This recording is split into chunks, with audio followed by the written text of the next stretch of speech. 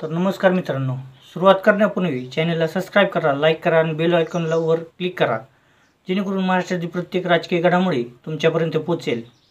तर महाराष्ट्राचं राजकारण म्हणजे एका क्षणात फिरणारा खेळ आणि आता पुन्हा एकदा तसंच काहीतरी घडताना दिसत आहे. कोर्टात सुनावणी अजून सुरू झालेली नाही, पण दिल्लीत मुंबईच्या राजकीय वर्तुळात चर्चा जोरात आहे की निर्णय आधीच फिरवला गेला आहे. आता प्रश्न असा आहे की हा निर्णय कोणाच्या बाजूने आणि कोणाच्या विरोधात फिरला. तर मित्रांनो, मागील काही दिवसांपासून एकनाथ शिंदे दिल्लीच्या दौऱ्यावर आहेत. त्यांची भेट गृहमंत्री अमित शहा यांच्यासोबत झालेली आहे असं सांगितलं जातं. तर या भेटीनंतर अचानक शिंदे गटातील काही नेते उत्साहित दिसू लागले आहेत. तर चंद्रकांत पाटील असे म्हणाले की राष्ट्रवादी शरद पवारांची तर शिवसेना उद्धव ठाकरेंची म्हणून ओळखली जाते व चंद्रकांत पाटलांचं वक्तव्य महायुतीत ठिणगी पडणार असा एक प्रश्न उद्भवत आहे. तर भाजप वगळता अन्य पक्ष व्यक्तींच्या नावाने ओळखले जातात. राष्ट्रवादी हा शरद पवारांचा, शिवसेना उद्धव ठाकरेंचा, तर मनसे राज ठाकरेंचा पक्ष म्हणून ओळखला आहे. असं भाजप हा नेत्यांच्या नावाने नव्हे तर कार्यकर्त्यांच्या नावाने ओळखला जातो असं उच्च व तंत्र शिक्षण मंत्री चंद्रकांत पाटील ते सांगलीतील एका कार्यक्रमात बोलून गेले. या चंद्रकांत पाटलांच्या या वक्तव्यामुळे महायुतीत ठिणगी पडण्याची शक्यता आहे.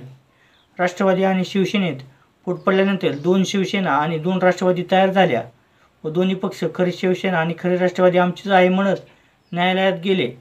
दरम्यान अजित पवारांनी राष्ट्रवादी आणि शिंदेची शिवसेना भाजपसोबत युती असताना देखील चंद्रकांत पाटील यांनी असं वक्तव्य केलं आणि त्यामुळे महायुतीत ठिणगी पडण्याची ही दाट शक्यता आहे.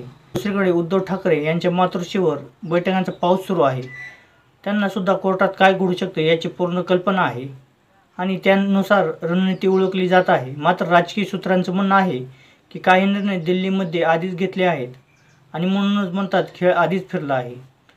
तर खेळ फिरला या वाक्याचे 3 अर्थ सध्या राजकारणात सुरू आहेत. पहिला, कोर्टाचा निर्णय बदलला. दुसरा, सत्ता समीकरण फेरफार होतोय आणि तिसरा अर्थ काही जणांचा विश्वासघात ठरतोय असं त्यांचं म्हणणं आहे. पण उद्धव ठाकरे सुद्धा मागे हटणार नाहीत. त्यांनी कोर्टावर आणि लोकांवर दोन्ही आघाड्यांवर जोरदार तयारी ही सुरू केली आहे. तर अमित शहा यांनी महाराष्ट्रात काही दिवसात मोठं चित्र तयार केलं असं म्हणतात. त्यांच्याकडे राजकीय गणित आणि कोर्टातील हालचालींचं अचूक ज्ञान आहे. म्हणूनच अनेकांना वाटतंय की खेळ शिंदेच्या बाजूने फिरवला गेला आहे. तर मित्रांनो, तुम्हाला काय वाटतं? हा निर्णय शिंदेच्या बाजूने जाणार की उद्धव ठाकरे पुन्हा खेळ फिरवतील? तुमचं मत खाली कमेंटमध्ये जरूर लिहा आणि व्हिडिओ आवडल्यास व्हिडिओला लाईक करा, शेअर करा आणि सबस्क्राईब करायला विसरू नका. जय हिंद, जय महाराष्ट्र.